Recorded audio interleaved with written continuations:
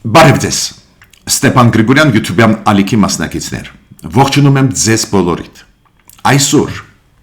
մարտի 24-ն է, մենք շարունակում ենք մեր աշխատանքը, ես պետք է ասեմ, որ այսօր մենք կանդրադառնանք երկու կարևորագույն թեմաներին, հուզող մեր պետությունը, մեր հասարակությունը, առաջի թեման դա Իրան, Միացյալ Նահանգներ հարաբերությունների թեման է, Պարզ է բոլորս ուզում ենք, որ ի վերջո ավարտվեն այս ռազմական գործողությունները Իսրայելի Միացյալ Նահանգների Իրանի դեմ, քանի որ Իրանը ունի ընդհանուր ցամաքային սահման Հայաստանի հետ, ուրեմն մեր շահերի չի բխում ապակայունացումը Իրանի, չի բխում ապակայունացումը մեծ մերձավոր արևելքի տարածաշրջանում, ուրեմն բանակցություններ, եթե գնան խաղաղություն հաստատվի, միանշանակ դա դրական կլինի։ Ու Դոնալդ Թրամփը վերջի ժամանակներս արեց ուղղակի 1.5 օր վերջի արեց մի շարք հայտարարություններ կապված դրա հետ, որ գնում են բանակցություններ Իրան Միացյալ Նահանգներ։ Ու ինքը ասում է Իրանը ինչ որ հարցերի հետ կապված համաձայն է։ Օրինակ միջուկային զենքից հրաժարվելը եւ այլ եւ այլ։ Հիմա Իրոք բանակցային process գնում է, իրոք ընդունում է այդ փաստը Իրանը, մենք անպայման այսօր ուզում եմ անպայման կքննարկենք ու ես ուզում եմ ուշադրություն դարձնել նաև նրա վրա, որ Դոնալդ Թրամփը սկսեց մանգալ մեղավորին, ով իրան դրթեց սկսելու պատերազմը Իրանի դեմ։ Այդ թեմայի անպայման այսօր մենք կանդրադառնանք, ինչը անչափ կարևոր է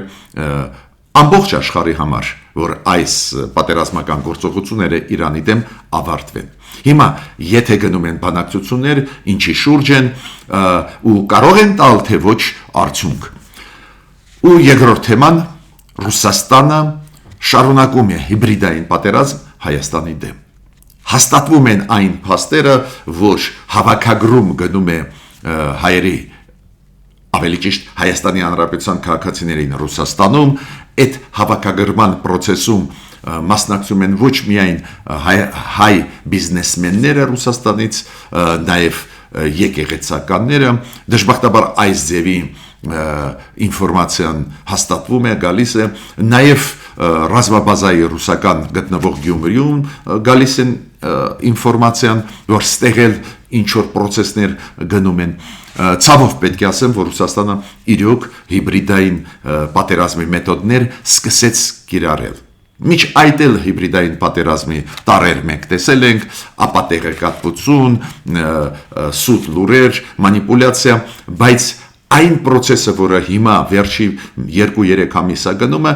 ուղղակիորեն կապված է մեր ընտրությունների հետ, որոնք պետք է անցնեն Հայաստանում հունիսի 7-ին։ Այս նախընտրական մեծ փուլում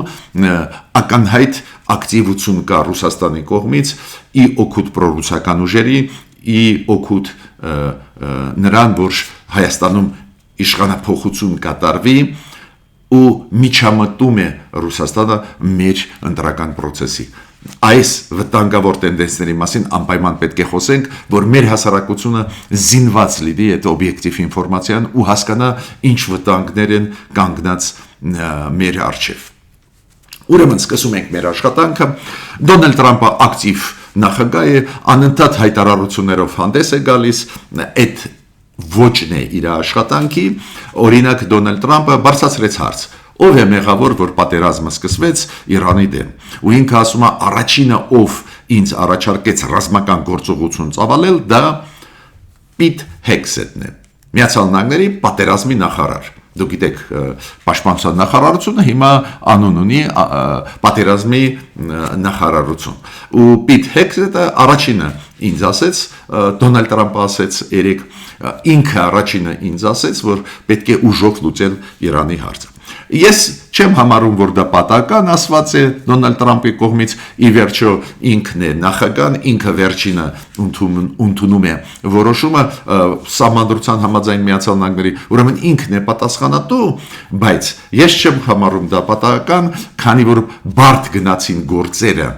Իրանի հետ կապված, բարդ է գնում process-ը, Հորմուզի նեղուցը փակ է, Իրանը բավական լուրջ հակահարվածներ է տալիս, նաև հարվածում է Իսրայելը, նաև հարվածում է ռազմական բազաները Միացյալ Նահանգներին։ Մենք տեսնում ենք բավական խճճված բարդ պատկեր է ու պարզ է, որ ժողովուրդը, նաև Միացյալ Նահանգների ժողովուրդը պահանջում է պատասխան Սենատում հիմա մեծ դժգոհություններ այս պատերազմից, կոնգրեսում ընդհանրապես դա պատահականություն չի։ Ուրեմն Դոնալդ Թրամփը հասկանում է, որ բարդ են զարգացումները գնում ու պատասխանատվությունը ինչ որ մեկի վրա ուզում է գցել, վախում է գցել Նետանյախուի վրա, քանի որ Նետանյախուն ունի իր լոբիստները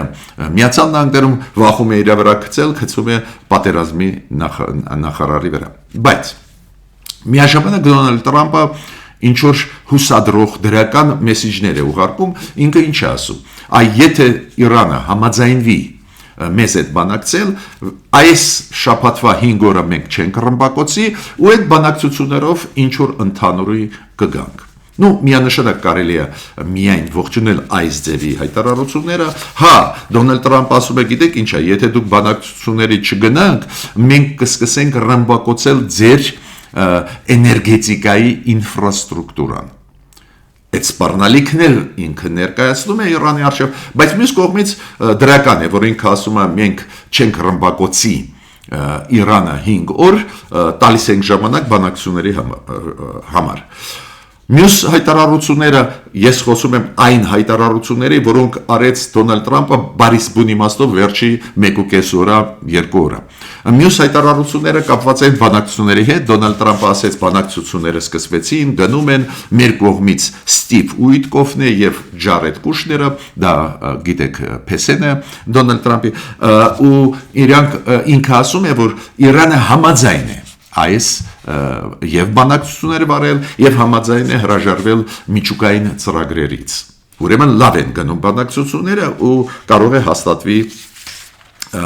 խաղաղություն։ Բացի դրանից Դոնալդ Թրամփը ասաց, որ մենք սանկցիաները Իրանից մասամբ հանեցինք։ Եվ Ռուսաստանից միջ այդ Դոնալդ Թրամփը մասամբ սանկցիաները նավթի հետ կապված հանեցի եւ հիմա նավթի հետ կապված Իրանից հանեց,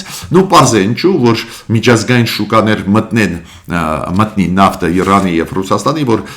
թրիչկաձև չաճի նավթի գինը Հորմուզի նեղուցի փակ լինելու պատճառով։ Քանի որ այդ նավթի գների բարձրացումը կտրուկ նաեւ ուժը հարված է հասցնում Միացյալ Նահանգների տնտեսությանը։ Հիմա Թրամփը նորից ասում եմ, պնդում է, որ Իրանը բանակցությունների մեջ է ու Իրանը համաձայն է գնալ ինչ որ զիջումների այդ միջուկային զենքի արտադրությունից հրաժարվել։ Թրամփը ասում է, որ մենք ունենք կոնտակտներ շատ լուրջ մարդու հետ Իրանում, դա ինքը ասեց նոր ընտրված հոգևոր առաջնորդ Համենեին չի, տղեն Ալի Համենեին, ինքը չի, բայց շատ լավ մարդ է, ում հետ մենք բանակցում ենք։ Թրամփը նաև ասեց, որ մենք պլանավորում ենք ու բանակցում ենք Իրանի հետ, որ Հորմուզի նեղուցը համատեղ մենք վերահսկենք Իրանը Միացյալ Նահանգների հետ։ Ինչ արձագանք տվեցին իրանցիք։ Կարծես թե Դոնալդ Թրամփը ունի հիմքեր, որ ասում է, որ բանակցությունները գնում են։ Ու ես ճիշտ ասած հավատում եմ, որ դրանք գնում են։ Արդյունքները դժվար է ասել, որը կլինեն, բայց կարծես թե ինքը ճիշտ է ասում, բայց իրանցիք հերքում են դա։ Իրանական կողմը ինչ է ասում։ Առաջինը Հորմուզի նեղուցը մենք լավ էլ վերահսկում ենք, Պարսից ծոցի անվտանգությունը վերահսկում ենք, անվտանգ չի միայն մեր թշնամիների համար, մեր բարեկամների համար ամեն ինչ նորմալ է, անվտանգ է, իրենց տանկերները, լցանավերը նավթը դուրս են բերում աշխարհ։ Ուրեմն ոչ մի աջակցություն Միացյալ Նահանգներից պետք չի, որ վերահսկենք Հորմուզի նեղուցը, ու պարլամենտի նախագահան Իրանի ուղղակի երեք հերքեց, որ գնում են բանակցությունները։ Հիմա, բայց այնուամենայնիվ մյուս կողմից Իրանի պաշտոնյաները հայտարարեցին հենց այսօր գիշերը, այսօր մարտի 24-ին գիշերը հայտարարեցին, որ պաշտոնյաները Իրանի շատ բարձր պաշտոնյաները, հոգևոր առաջնորդի գլխավոր խորհրդականը Ռեզայի ազգանունով ինքը հայտարարեց, որ մենք նախապայմաններ դրեցինք, եթե այդ նախապայմանները լինեն, մենք կստորագրենք խաղաղության պայմանագիրը։ Օրինակ, բոլոր սանկցիաները, պատժամիջոցները Իրանից պետք է հանվեն, պետք է երաշխիքներ տրվեն, որ երրորդ, չորրորդ պատերազմները չեն սկսի Իսրայելը եւ Միացյալ Նահանգները մեր դեմ, պետք է կոմպենսացվի, քանդում էին պետությունը, մեր երկիրը, ուրեմն այդ վնասը հասցված Իրանին պետք է կոմպենսացվի եւ իրանք նաեւ պահանջում են իրանցիք պաշտոնական մակարդակով եմ ասում, պահանջում են, որ այն ռազմաբազաները Միացյալ Նահանգների, որոնք տարածաշրջանում են, պետք է դուրս գան Իրաքից, Բահրեյնից, Սաուդյան Արաբիայից, Քուվեյթից, Էմիրատներից։ Այս հայտարարությունը հուշում է, որ իրոք բանակցային process գնում է, բայց ինչու չի ընդունում ի պաշտոնե Իրանը, որ գնում են բանակցությունները, քանի որ իրանցիք իմ կարծիքով այդ իրանց ավանդույթներից է դիվանագիտական, եթե արդյունք չլինի, չեն ուզում ստանձնել պարտավորություն ու խոստովանել, որ բանակցություններ գնում են։ Էս է իրանց մոտեցումը իմ կարծիքով։ Ուրեմն շատ հավանական է, որ ճիշտ է ասում Դոնալդ Թրամփը, որ բանակցություններ գնում են, բայց արդյունքի մասին դժվար է ասել, տեսակ իրանցիք նախապայմաններ շատ լուրջ դրեցին, չգիտեմ ամերիկացի կամաձայն թե ոչ։ Բայց իրանցիք գիտեն, որ եթե այս 5 օրվա մեջ չստորագրեն փաստաթուղթ ամերիկացիների հետ, Դոնալդ Թրամփը իրոք կսկսի ռմբակոծել էլեկտրակայանները, էներգետիկայի ինֆրաստրուկտուրան ու շատ կարևոր էլեկտրակայան իրանք ունեն շատ խոշոր քաղաք Ախվազում նոր կառուցված շատ հզոր օբյեկտ 10 միլիարդ դոլար նստեց Իրանի վրա ու Թրամփը սպառնում է, որ կռմբակոծի, ինչ քայլ արեցին իրանցիք, կենթանի շղթա ստեղծեցին, մարդիկ շրջապատեցին այդ էներգետիկ օբյեկտը, որ չկարողանան Միացյալ Նահանգները ռմբակոծել։ Տասնյակ հազարավոր մարդիկ շրջապատեցին այդ օբյեկտը։ Դες Իրանը գտնում է ձևեր բարդ վիճակի մեջ դնել Միացյալ Նահանգներին։ Նաև ես պետք է ասեմ շատ կարևոր ինֆորմացիա այս Իրանի հարցով։ Դուք գիտեք, Պարսից ծոցի երկրները, արաբական երկրները շատերը խիստ քննադատում էին Իրանին, որ Իրանը հակահարված է տալիս, հենց իրանց տարածքներում հարվածում է օբյեկտներ ամերիկյան եւ այլ ու մեծ դժգոհություններ հայտնում, դուք հիշում եք նույնիսկ ՄԱԿ-ի անվտանգության խորհրդում ընդունվեց բանաձև քննադատող Իրանին։ Բայց սկսվեց փոխվել տրամադրությունները մի շարք արաբական ազդեցիկ երկրների։ Օմանի արտգործնախարարը ասաց, որ այս պատերազմում մեղադրել Իրանին սխալ է, քանի որ Իրանը չի սկսել ռազմական գործողությունները։ Ուրեմն մենք տեսնում ենք մերձավոր արևելքում լուրջ process-ներ, հետևանքները բացասական տեսնում ենք, բայց հույսեր բացվեցին, քանի որ իրոք իմ կարծիքով բանակցությունները Իրան Միացյալ Նահանգներ գնում են ու իրոք ինչ որ շանս է բացվում լուծել ինչ որ հարցեր ու դադարեցնել ռազմական գոնե ակտիվ ռազմական գործողություններ։ Հիմա վերադառնում են մեր թեմաներին։ Իրոք Ռուսաստանը տանում է ինֆորմացիոն պատերազմ Հայաստանի դեմ։ Վաղուց պատմությունը այդ մեծ գաղտնիք դες չեն բացում, բոլորս գիտենք, բայց այս ժամանակահատվածում մոտավորապես անցած տարվա նոյեմբերից դեկտեմբերից մենք տեսնում ենք արշավ, նաև այդում հիբրիդային այլ մեթոդներ մեր դեմ ուղված, որոնք կապված են կոնկրետ մեր ընտրությունների հետ։ Պլանավորվող հունիսի 7-ի ազգային ժողովի ընտրություններ։ Այս ընտրություններից առաջ Ռուսաստանը սկսեց հիբրիդային քայլեր անել մեր պետության դեմ։ Ուրեմն Ռուսաստանը վաղուց է մեր դեմ տանում է այս ինֆորմացիոն պատերազմը, մենք 2020 թիվը հիշում ենք վերջի 5-6 տարիները, բայց այս ընտրությունների հետ կապված արշավը սկսվեց այս վերջի 3-4 ամսվա մեջ ու Դրա վրա ձեր ուշադրությունը ուզում եմ դարձնել։ Ու ավելին պետք է ասեմ, որ շատ զգուշավոր պետք է լինեն մեր կառավարության անդամները, երբ որ բանակցությունների մեջ են կամ կապի մեջ են Ռուսաստանի կողմի հետ։ Դուք գիտեք, նույն Ռուսաստանը այսօր բարի բուն իմաստով հանձնեց, դավաճանեց Իրանին։ Մի քանի օր առաջ դուք հիշում եք Ռուսաստանը նավթի դիմաց, որ ամերիկան նավթի սանկցիաները Ռուսաստանի նավթի հետ կապված թույլատնելու դիմաց դուք հիշում եք մակում չքվեարկեց ի օգուտ Իրանի ու Իրանի դեմ մակում շատ վատ բանաձև անցավ ՄԱԿ-ի անվտանգության խորհրդում դատապարտեցին Իրանին, որ Իրանը հակահարվածներ է տալիս Պարսից ծոցի երկրներին դեմ ու Ռուսաստանը այնտեղ վետո իրավունքը չօգտագործեց, չպաշտպանեց իր դաշնակցին Իրանին, ինչի դիմաց նրա դիմաց, որ Դոնալդ Տրամպը թույլատրեց նավթի սանկցիաները։ Երկրորդ քայլը Իրանի դեմ պարզվեց այս վերջի օրը, ուրեմն Ռուսաստանը ինչ հարցով դիմեց Միացյալ Նահանգներին։ Ռուսաստանը ասում է Միացյալ Նահանգներ, հետախուզական ինֆորմացիա չտաք Ուկրաինային, դրա դիմաց մենք չենք տա հետախուզական ինֆորմացիան Իրանին։ Ռուսաստանը բավական վտանգավոր քաղաքականություն է վարում, հանձնում է իր դաշնակիցներին, դուք գիտեք Իրանի հետ Ռուսաստանը անցած տարի ստորագրեց դաշնակցային պայմանագիր, լուծելով իր հարցերը հանձնում է դաշնակիցներին, ոնց մեզ հանձնեց 2020 թվին, 2023 թվին։ Ու դա է պատճառը, որ ես զգուշացնում եմ մեր պաշտոնյաներին, շատ զգուշ եղեք, ցանկացած բանակցություններ, ցանկացած կոնտակտ Ռուսաստանի հետ վտանգավոր է։ Օրինակ ես շատ մտահոգված եմ, որ երեք հեռախոսազրույց ունեցել Նիկոլ Փաշինյանը վարչապետը Հայաստանի Ռուսաստանի նախագահ Պուտինի հետ։ Հայկական կողմը ասեց, որ քննարկվել են երկկողմ հարաբերություններ ու վերջ։ Հայկական կողմը ի պաշտոնե ասեց, մենակ երկկողմ հարաբերություններ քննարկվել են եւ վերջ, ոչ մի փակագծեր չբացվեցին։ Ինձ դա շատ մտահոգեց,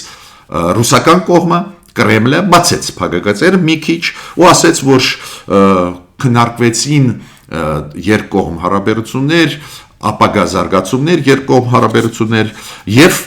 նաեւ այդ թվում քննարկվեցին արևտրատնտեսական համագործակցություն, էներգետիկայի ոլորտում եւ տրանսպորտային ոլորտներում համագործակցություն Հայաստան-Ռուսաստան։ Ակնհայտ է, որ գնում էր հարց երկաթգծերի մասին, որ Ռուսաստանը հրաժարվի կոնցեսիայի երկաթգծերի, պարզ է, որ Հայաստանը, դուք գիտեք, համոզում է Ռուսաստանին, որ այդ կոնցեսիայից հրաժարվեն, որ մենք կարողանանք մեր երկաթգիծը զարգացնել ու երկաթգծային կապ ունենալ մեր հարևանների հետ, բայց ակնհայտ է, որ ստեղ այս ձևի շատ ցավոտ հարցեր քննարկվեցին ու ես չգիտեմ հետևանքները։ Դրանից հետո կարող է վերին լարսը փակի նորից Ռուսաստանը նորից ճնշման մեխանիզմներ մեր դեմ օգտագործի։ Ուրեմն մեր իշխանությունները ուզած պետք է կոնտակտի մեջ լինեն, մենք ԵԱՏՄ-ի անդամ են Ռուսաստանի հետ, բայց այս վտանգները պետք է միշտ ունենան իրենց առաջ, հասկանան, որ այդ վտանգներ են։ Ես ավելին ասեմ, ես չեմ բացառում, որ Նիկոլ Փաշինյանը քննարկեց այդ հարցերը հիբրիդային մեթոդների, որը կիրառում է Ռուսաստանը, դրա մասին խոսած ես չեմ բացառում, եթե խոսեց ես միայն կողջունեի, բայց չգիտեմ դրա մասին խոսել են թե ոչ, բայց Ռուսաստանի հայտարարությունից հետո երեկվա հեռախոսազրույցի մասին Փաշինյան-Պուտին ես հասկացա, որ Ռուսաստանի կոնցեսիայի մեր երկաթգծի վրա այդ հարցը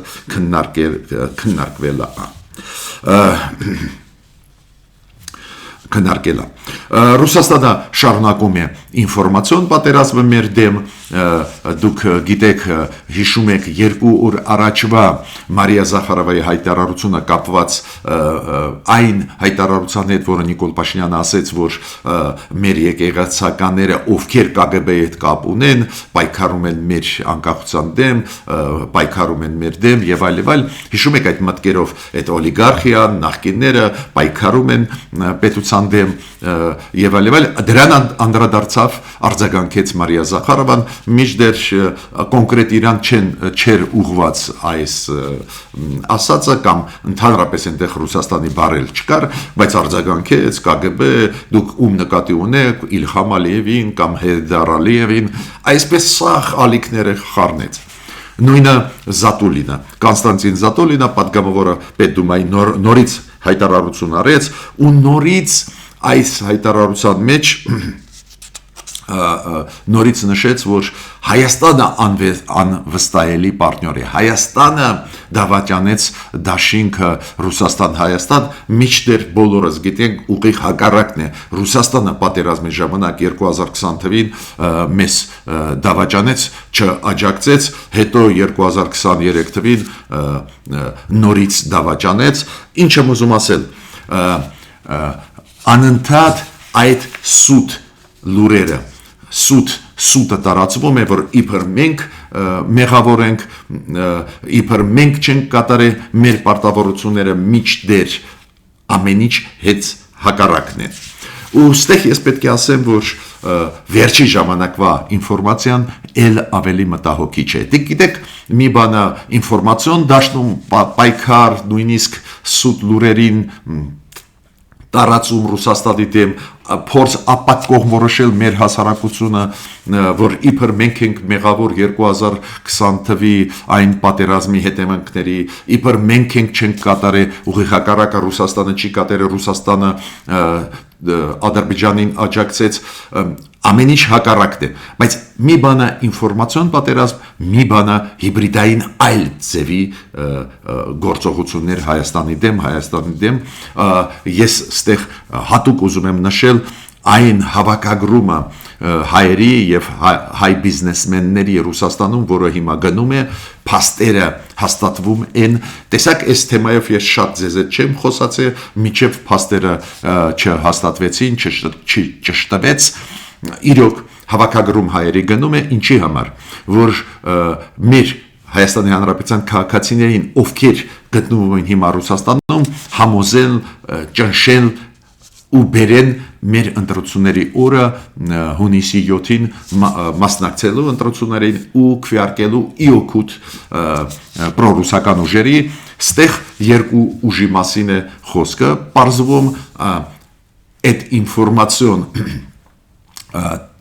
ինֆորմացիոն դաշտի ուսումնասիրությունները ինչ են ցույց տալիս, որ իօքուտ հավաքագրում գնում է հայերի Հայաստանի Հանրապետության քաղաքացիներին, որ գնան ու քվեարկեն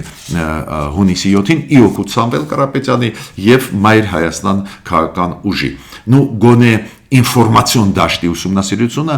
ցույց է տալիս այդ ուղղվածությունը, բայց այն, որ հավաքագրումը գնում է, այդ փաստերը հաստատվում են օրեցօր ու դա վտանգ է մեր պետականության համար։ Փաստորեն մեր բիզնեսի ներկայացուցիչներին շանտաժ են անում, ասում են, եթե դուք չգնաք չքվեարկեք, եթե ձեր բարեկամներին, ծանոթներին չտանեք Հայաստան չքվեարկեք ու եթե չկարեն պրոռուսական ուժերը, մենք ձեր սեփականությունը Ռուսաստանում կխլենք ու ձեր դեմ ու քրեական գործենք կհարուցենք, այդ ինֆորմացիան հաստատվում է։ Դա իրոք շատ լուրջ վտանգ է մեր պետականության համար։ Հաստատվում է այն ինֆորմացիան, որ ինչ-որ պրոցեսներ, խմորումներ գնում են մեզ մոտ Հայաստանում այ ռազմական բազայի շրջանակներում Հայաստանում գտնվող, այնտեղ Հայաստանի Հանրապետության քաղաքացիներին աշխատում են ու այս Հայաստանի Հանրապետության քաղաքացիների նկատմամբ ճնշում է գործադրվում, առաջարկվում է քվեարկել իօքուտ պրոռուսական ուժերի։ Այո, մենք ունենք պատկան մարմիններ, այդ պատկան մարմինները իմ կարծիքով անպայման պետք է տեղյակ պահեն ռուսական կողմը, որ այս ինֆորմացիան հաստատվում է, կա մեզ մոտ, բայց ես ուզում եմ ասել, ես հնչեցրեցի այս թեման մենակ դրանից հետո, որ ճշտեցի, որ այս տագնապալից ինֆորմացիան հաստատվում է։ Ու ստեղ պարզ է, որ պետությունը պետք է պաշտպանի իր ընտրական համակարգը, ուսումնասիրի փորձը Մոլդովայի, ուսումնասիրի այլ փորձեր, ես գիտեմ, որ մեզ հիմա աջակցում են եվրոպացիներ այդ հարցերով, օրինակ միանշանակ պետք է ուսումնասիրելով Մոլդովայի փորձը միանշանակ մեկ մեխանիզմ օգտագործենք։ Մոլդովան սահմանափակեց մուտքը Մոլդովայի տարածք տրանսպորտը Ռուսաստանից, սահմանափակեց հնարավորությունը օրինակ մեքենաներով մասսայական բերել մարդկանց իրանց ընտրությունների ժամանակ, քանի որ մեծ Դնեստրից մեծ թվով մարդկանց բերում էին, որ իրանք քվեարկեն իօգուտ պրոռուսական ուժերի Մոլդովային արհեստականորեն ավելացած, օրինակ Հայաստան էլ գալիս եմ եւ ինքնաթիռներով մարդիկ Հայաստան Ռուսաստանից եւ ավտոբուսներով գալիս են Վրաստանի տարածքով, ուրեմն եթե արհեստական այս ձևի ռեյսեր ավելանան, արհեստական անբնական ավելանան, պարզ է մեր պատկան մարմինները պետք է սահմանափակեն այս դեպի նեգատիվ պրոցեսներ, քանի որ փողերը կարող են մեծ քանակությամբ մտնել Հայաստան, այդ լուրջ վտանգ է, մենք ԵԱՏՄ-ի շրջանակներում չունենք ոչ մի սահմանափակում, մենք ԵԱՏՄ-ի անդամ ենք Ռուսաստանի հետ միասին, Մոլդովային այս ոլորտում մի փոքր ավելի հեշտ էր պայքարել, Մոլդովան ասոցիացիայի մեջ է Եվրոմիության, այնտեղ լուրջ սահմանափակումներ կային, փողի կանխիկ մտնելը, Մոլդովա մեզ մոտ այդ սահմանափակումներ չկան, ուրեմն պետական ինստիտուտները պետք է պաշտպանել մեր համակարգը, պետական եւ մեր ընտրական համակարգը այս ձևի հիբրիդային պատերազմից, որոնք գալիս են Ռուսաստանից։ Ես ավարտեցի իմ ելույթը, միջ նոր հանդիպումներ։